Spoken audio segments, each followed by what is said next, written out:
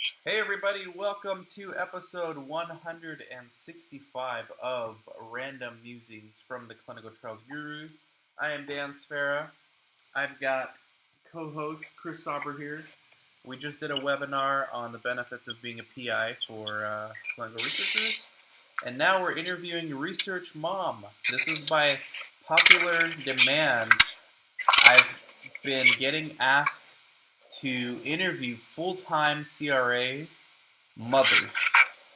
And we've got Research Mom on the line today. How's it going, Research Mom? Research, Hi. how are you doing? Pretty good. Research Mom is good. Can you give us a background as to your career? First of all, how'd you find out about research? I was working as a study coordinator, and the monitor that was monitoring one of my clinical trials invited me to come to work for their company. They said they needed monitors, and so that person thought that I guess had a good grasp of my study and offered to train me. Okay, and how long were you coordinating until that happened? Maybe 2 years. 2 years, okay. And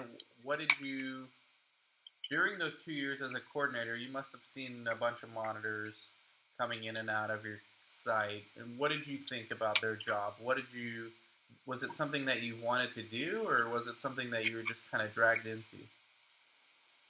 I mean, I really actually didn't really think too much about it. I knew I loved what I was doing. I liked the science. I liked, the aspect of handling the information. In my particular role, there was a lot of excitement and there was a lot of challenge. And that came in the form of studies that were like rescue studies. And then also, there's a clause in the Code of Federal Regulations about informed consent where it can be waived in the case of an emergency. So I had the opportunity to work on a particular study where the individual that came in that was a candidate for the study was in a little bit of legal trouble. And I don't want to go into exactly what kind of trouble, but had a head injury and had been in a fight. So I was like in the emergency room in the trauma center for one particular study. And then on another study I worked on, it was just a rescue study. So it was always just mentally challenging. And was it your goal to be a CRA when you started out as a coordinator, or was it something that just kind of happened? No, actually, I didn't really know about that role. I didn't know that industry existed. I think I just kind of fell into it by accident, really.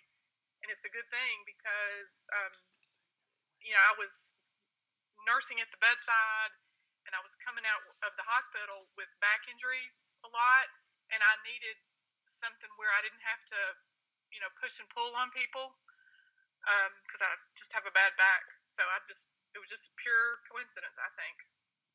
Okay. So how long were you a CRA? Well, at that point, about 5 years. Okay. Excuse me, 5 years. And did you have kids at that point? I did. Actually, I had one boy that was, he was maybe 3 or 4 years old when I started. Started as a CRA? Yeah. Okay. And how were you able to manage how many days on site were you doing a month? And because the traveling, like a lot of the people watching, they're interested, maybe they're mothers themselves, and they're interested in learning how you were able to manage being a CRA with being a mom. Well, one thing that I needed to have happen in order to make it work was that I would have control over my own schedule. And I would intentionally schedule my outbound flight at the latest possible hour, including a red eye, on a Sunday night. And I would do the same thing coming back. And I would either do out and back trips, like go out and come back like in one day, Yeah. or a maximum of 2 days. But I would never schedule where I was going out on Sunday and coming back, like doing a circle trip, coming back on like a Thursday evening. I would make a maximum 2 days. So I would go out, come back, go out, come back. And then another thing that I did was I had a very good friend who was my child's nanny, and she was my friend and a pseudo daughter, sister, mother, friend, aunt, whatever you want to call her, and she's just part of our family, and she helped me with everything. So that's the way, like, she would do the childcare, and she lived with me, like, and I would pay all the expenses of the house, and she would basically run things when I was gone, and we just had a system. Wow. Okay, so without this person, that wouldn't do you think you would have been able to be a CRA? How would that have worked? I think I would have been able to, but it would have been a lot harder. And you have to fight to continue on doing that kind of work when you have those things stacked against you. Like, you just have to determine in your mind that you're just going to keep doing it no matter what. And so a lot of times as I would get close to the time when school would get out, I just put my kids in the car and take them with me. If I have to go do monitoring visits, I would take the nanny and the kids, and we would all go, and they would stay in the hotel, and I would go do the monitoring visits. So I'd do that all summer, and then we would just make it through 3 months at a time through the year. How many kids? 2 kids? Well, at that point, I had just one boy, and then moving forward, I later had another son, but at that point, it was just one child. So if somebody had, 3 kids, that would be a challenge, I think. If they had 2, they could probably get away with it. Why do you think the difference between 2 and 3 would make an impact on your career, or how you can manage your job as a CRA? Just the logistics of handling 3 kids, because literally, I had a station wagon back then. It was a black Volvo station wagon, and 2 kids can sleep in the car, but 3 kids can't. And it involved a lot of driving either all night or very early in the morning. Like, it would be very often that I would get up at 3 o'clock in the morning, and I would know that I could drive somewhere to go monitor. Wow. And I would go monitor. So you would opt for driving, whereas maybe another CRA would have flown? Yes. In many cases. Yes, and it was kind of funny because my dad used to think that I was like the female, the woman that couldn't drive, couldn't do anything, couldn't drive on the interstate. And then he learned, that I am a road warrior and I drive everywhere. I do it all. So how would it work when you bring let's say you're monitoring and you have the kids with you? Let's say you get to the site, where would the kids go at that point? At the hotel with the nanny. Oh, so the nanny, the same nanny would join you guys on the road trips. Yeah, so we were kind of friends, Huh. We were more than just, you have to find somebody that has that exact, she didn't have any kids, she wasn't married, she had a mild learning disability, but she was plenty able. Mm-hmm. And so it was, sometimes we were having fun. Sometimes I was sort of challenging her and saying, yes, I do think you can do this. And then other times it was no problem. She could do it. She could do it all. And so when the sites were too far out of driving distance, you would hop on a plane. Kids would stay home with the nanny. What are some of the challenges of being away from your kids as a CRA? Besides the obvious, you miss them and you want to go home, but what were some of the day-to-day challenges? Making sure that their homework was done properly, that they had, everything that they needed for school. It'd be backpacks, a book report, a book, a costume for so-and-so play, or money to go on such and such field trip. So you have to have somebody, and the woman that was the nanny, she also was a daycare worker. So she had like a degree in early childhood development, like an associate's degree, and she was very detail oriented. So she was totally used to, diving in and keeping up with, on Monday you have to send $15 for this field trip, and on Thursday you have to, go buy this book. And so when you're away like that, besides the obvious part of just talking to them and telling them you love them, there's keeping up with what they need and making sure that they don't feel like all my friends have everything, that they need at school, but my mom is always working and I don't have what I need. Now, Research Mom, we have 2 questions from Chris. What do you want to ask Research Mom? So, as a new CRA, oftentimes your contract will state something like 70% travel rate. And oftentimes those are not drivable miles. Is that feasible for a new CRA in your position? Or at least how you were back then? If you can make it past, here the way you manage that, the first 2 years, the industry standard is they want people to have 2 years of experience to go from being a permanent employee to being a contractor. And so for those 2 years, it was just hard. There was a lot of times where they were insisting on 70% travel, and I had to just grit my teeth and get through those 24 months. Okay. But once you get past that point, and you are in this situation where you're looking for a contract, you can either take a 3-month or a 6-month contract that is full-time at 70%, or you can take a year-long contract that is 50% of your time, and it'll still say 70% travel, but if you're telling them, I only have 50% of my time, that is it de facto reduces your travel, if that makes sense. Sure, so once you have the 2 years experience, you're in a little more control of your situation. Yeah, so it's kind of more manageable because nobody's going to say, well, what are you doing with the other 50% of your time? I mean, what you really might be doing is, going to the grocery store and cutting the grass and going to the bank and taking your child for their vaccinations and, whatever else a mom has to do. But it is workable to do it like that. And you surely, it's from the sounds of it, you could not do it without help. No, you could not. I mean, unless if your kids are older, like say...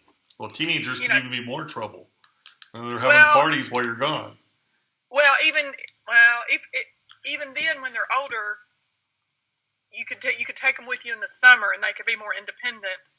But sure. No, I would say you can't do it without help. So you trade off with other moms, like you offer to babysit on the weekends, or you offer to anything. You could share living expenses with somebody. You could, moms trade all the time. Sure. It's just those first 2 years that it's really, you need a lot of help. Yeah. All right. I have a second question. It has less to do with that. It's just something I'd never heard of, and maybe Dan has, I don't know. But you had mentioned in the CFR, it states that consent form is not always required. No, it's not that it's not required. It's waived. It's for certain, in cases of an emergency. Like if somebody comes in with an injury that's so severe that it's life-threatening, and there's nobody there to give consent for them. And yet, this injury is part of the indication, so they would have qualified for the study with this injury, but it has to be treated immediately. Yes, like you have to do it within minutes. Okay. Or you'll lose them. So that's why I was saying this one particular study, when it's a head injury, that's usually somebody that's had like a motor vehicle accident, right. Or it could be like you got hit in the head with a boom on a construction site or sure. Something, and they're bringing you in from the field, and you have to get that medicine in them within hours. So out of curiosity, just taking that to its end. What if the patient died before you received consent? What happens in that scenario? I'm just curious. I would have to do some research and let you know. But if they don't, like if they don't die, they do survive, and the family comes in, and whoever the next of kin is, and if they hear all the criteria, they understand like what has been done, for that kind of patient, and they say we want to remove them from this, then you remove them. Okay, so they kind of act as the LAR at that point? What is LAR? They're legally authorized representative? Yes. So the key phrase to look up is it's waiver of consent. Huh, okay.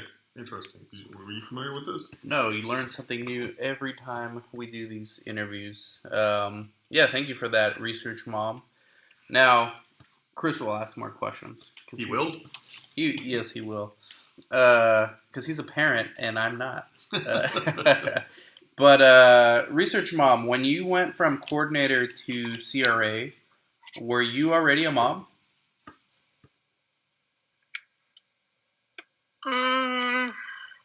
Yes.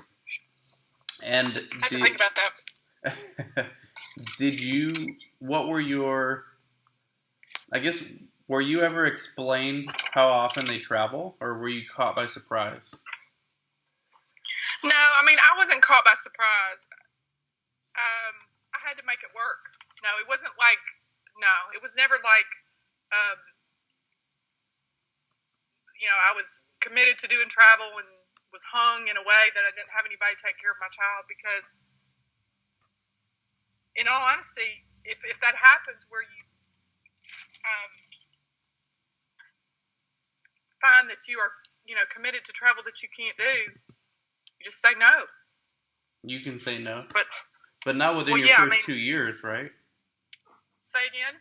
Not within your first 2 years. It's best not to... Well, in other words, people that are in that position have other alternatives of kind of work that they can do. So when people get into the work of doing, of monitoring, there's kind of it's a slow start. So you might not even get all your 2 years experience continuously within a 2 year period. You might get all your 2 years of experience within a 4 year period. So that, if you're starting out and you have kids that are young and you do it for 6 months and then you decide, I've done it for as long as I can do it. I can't make this work anymore. I have to stop. Well, then you go back to doing whatever the other kind of work was. Yeah. Did you do a lot of job hopping when you were a CRA? I don't think so. I don't think I would characterize myself in that way. Okay. So did you stay with the same company, or did you move around a little? Why do you need to know that? Just curious, because there's a lot of turnover in the industry. So, there's one strategy where CRAs will go entry-level CRA at one CRO, and then once they get some experience under their belt, for whatever reason, they're either not being given the assignments they want, and then they get recruited by another CRO. So there's a lot of job hopping. As CRAs, it's one of the problems in the industry, actually. There's a lot of turnover at the CROs. So I was just curious how that was on your end. What your experiences were. I think the industry's been really good to me. I've been able to provide for my kids and for myself, and the industry has never let me down. Would you recommend this for other single mothers? Would you say this is a very doable path, or would you recommend against it to most single mothers? I think the singleness is not what really would make or break that decision. I think it's more the number of kids that you have. So if you are like with one child, I think it's doable, and the more kids you have, the more difficult it is, because you have to have backup, and obviously whoever's going to back you up has to be able to handle that many kids. And of course, but the industry is a solid industry. It's a good industry, and there's a lot of room for growth, and there's a lot of opportunities, and people are just, I can't point to anybody that I can even think of that I just think that person was just not good to me. They've all been good to me. Well, you sound very fortunate. I think Dan and I have heard some horror stories that would be a complete opposite of that. At least I know I have. I mean, you have to be. I would say if you're gonna work in the industry, you have to be very strong. You have to be a very strong individual. Sure. So, would you recommend being a CRA or more, again, for a single mother, CRA or say in-house CRA or trial master file, regulatory specialist? Would you recommend one of those in-house positions or something that you're not traveling, or would you recommend a CRA? I know you could probably make a little bit more as a CRA, so that's something to consider. I mean,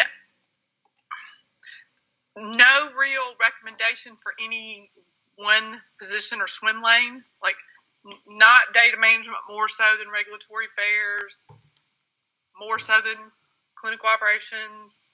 So I had no recommendation there. Work is work. And I would say if you can do the work, then do the work. And if you need to take a break, or people for different reasons have to pull back and take a rest or refocus or regroup, I think the industry is forgiving like that, and especially at the CRA level. I would say of all the levels in the industry that are amenable to that, I would say the CRA role is that way. It is flexible like that. Oh yeah, I would agree with that as well, especially since they realize how draining it can be. It can be very draining. And they anticipate that you might need to take... disorienting also. Yes, because they anticipate that you may need to take a month or 2 or 6 months off after working a few years, just because it is at times difficult. So it's forgiving in that way, right? Yes, extremely so. And my hope would be, if anybody listens to what I tell or what I say, that they would laugh, that they would find some of it just really funny. Like, what do you mean? Like the situation where you travel so much that you get to the point where you have to get the same color car and the same model car because you have so many rental cars that if you don't do that, you don't know what color your car is. So to me, that's very good funny. Travel tip. Yeah, you don't know research, Mom. You don't know what town you're in. I've heard that. Stay on the same floor of the hotel each time. Yeah. So you know have where to get the your same room floor is. so you remember like what your room number is. And also the thing where there's certain city pairs that people get mixed up all the time. So you're planning your schedule. You're going out and you're saying, okay, I'm going here to do a monitoring visit on this day and here to do a monitoring visit on this day. So you get up, you get dressed, you get the kids dressed, you get them off to whoever's going to be watching them, and you drive to the wrong site. Or and that's happened, right? How many times has that happened? You have to call the study coordinators and beg them to please just switch and say, is there any way you can let me come to you on Wednesday instead of Tuesday? And there's even been times when this is in the past, but I've had to just tell them this is what I have done, and they're just like, yeah, sure, it's fine. And how long was that? How long were those drives? Well, in that particular instance I'm thinking of, there's two places where that used to happen. One was a fly to, and the other was a drive to.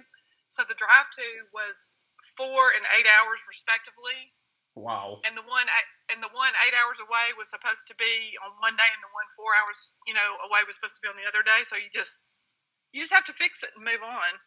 And then another one is where you fly, airline X, and you drive, you go down there and you pick your rent-a-car up and you head to the east for one site and you go to the west of the airport for the other site. So you get done, you get all that, those visits done, and you accidentally drive back to the wrong airport. And then you go up to the counter and you go to the airline X and you say, hey, I'm ready to get on my return flight. And the lady looks at you like, you know you're in the wrong city, right? Wow. And so you have to laugh. You have to. I don't think I would laugh. Yes, you have to. I don't think I would. Because I can only imagine. So either you Uber from the airport to the other airport, or you have to get another rental car. No, she fixed it. She just put me on a plane out of the other city, okay. and I don't even know. She fixed it for me. Well, that was nice. It must have been a small airport. Well, no. I wouldn't say small. And if you would just permit me one more, the airport security people. Here's one. Here's for the moms. The airport security people that have X-rayed your purse so many times that they now know about the little metal airplane that's in your purse because they see it every single day when you come. Like every time you come to the airport, you got the same toys in your purse. They X-ray your purse. They don't even bother. They just open it up. Yeah, saw that last week. Okay, move on. Wow. You're not laughing. That is, I mean, when you're a road warrior, that's hats off to you. First of all, I don't know how any mother can do it.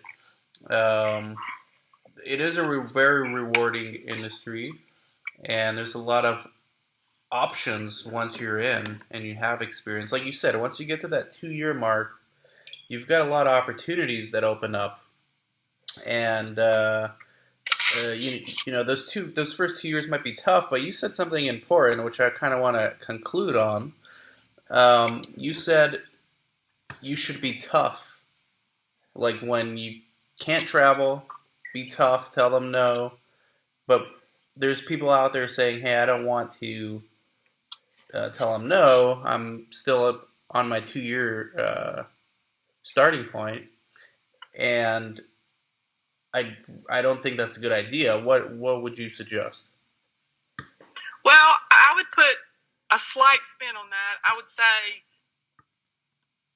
tough and telling them no is one way to be tough, but tough and get it done is another way. So you have to really be able to kind of think on your feet and be bold and not let certain things stop you from getting done what has to be done.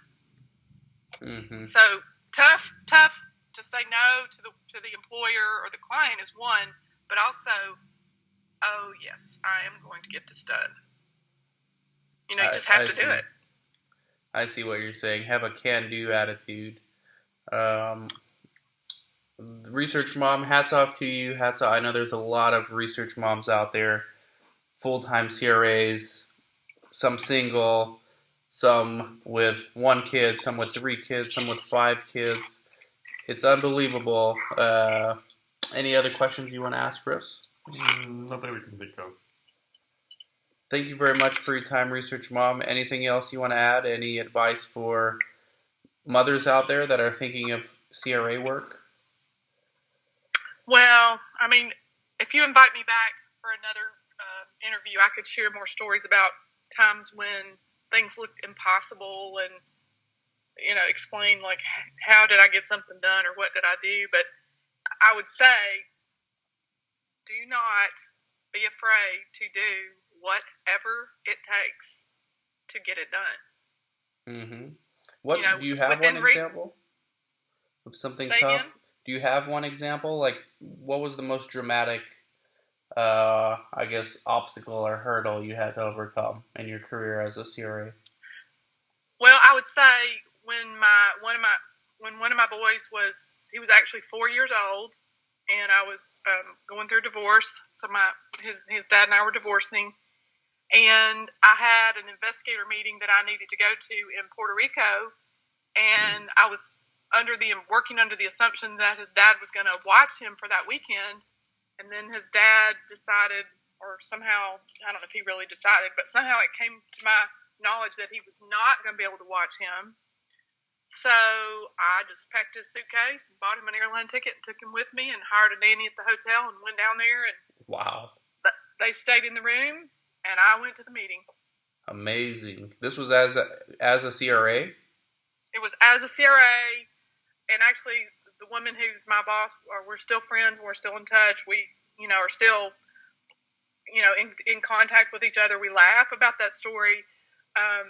And I came back, from some of the meetings that they were having for the investigators meeting, and I come into the hotel room, and the woman's name is Rose. Really nice hotel. And my son is in there informing her that he is not going to take a bath. So, all is fine. Rose is doing a great job. And I've got pictures from that trip, and just do not be afraid to do whatever it takes. Wow, that's a great story, great example of some of the challenges that go into this. I mean, it's just like it's something simple that we take for granted, going to an investigator meeting. But when you have kids and the alternative babysitting doesn't pan out, you've got to improvise. So yes. Thank you very much for sharing that story. In relation to that, so I'm just curious how good is the HR departments at these CROs? Like, for example, if you have an issue with daycare, or like in your case, flying your child with you to an investigator meeting. And I know every CRO is different, every sponsor is different. If you discuss that with them, do you think they would reimburse you for that, or I mean, how does that work? I mean, I never let it get to that level. I always took care of it myself. Okay.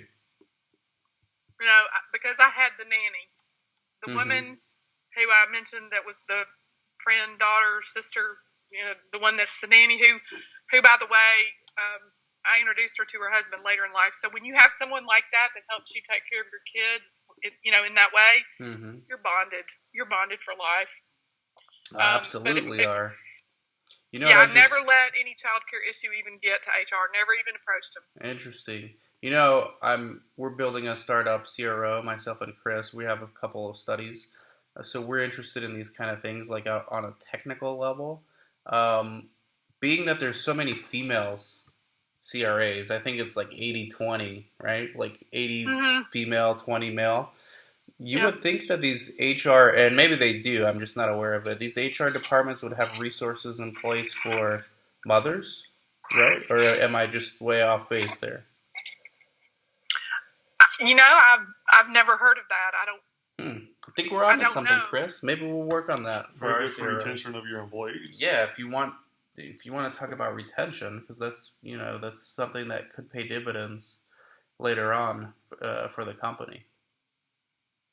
Yeah, I mean, I think you have to have a very high level of tolerance. I mean, if you're gonna I'll tell you a company though that's not a CRO. A lot of the pharmaceutical companies, like in the New Jersey area, do have like on-site daycares, and they do take care of children that are from all the different countries. So they understand like what the families need. Now that doesn't really embrace travel, but that would be a good example to maybe look at. Yeah, that's a starting point. I think there's a lot more that can be done in regards to that from the CRO level. And I've heard the same thing about some sponsors have daycare programs. So just something to think about. But thank you very much, Research Mom. I keep almost mentioning your name, but I don't. So thank God for that. That's all right. Okay. So thank you very much. Hats off to you. You're still in the industry, going strong. So obviously, here's proof that it can be done. Whoever gave me the idea of doing this interview obviously had some concerns. So here you see somebody else doing it. You can do it too. Doable, but not doable without help.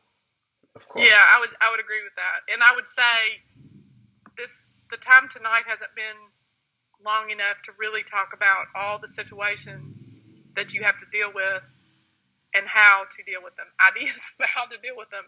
So that might be an eye-opener. We'll do a part 2 in that case. Okay. Thank you very much, Research Mom. I appreciate it. Thank you, Chris Sauber, for being co-host, and we'll catch you all later. Bye-bye. All right, bye-bye. Bye.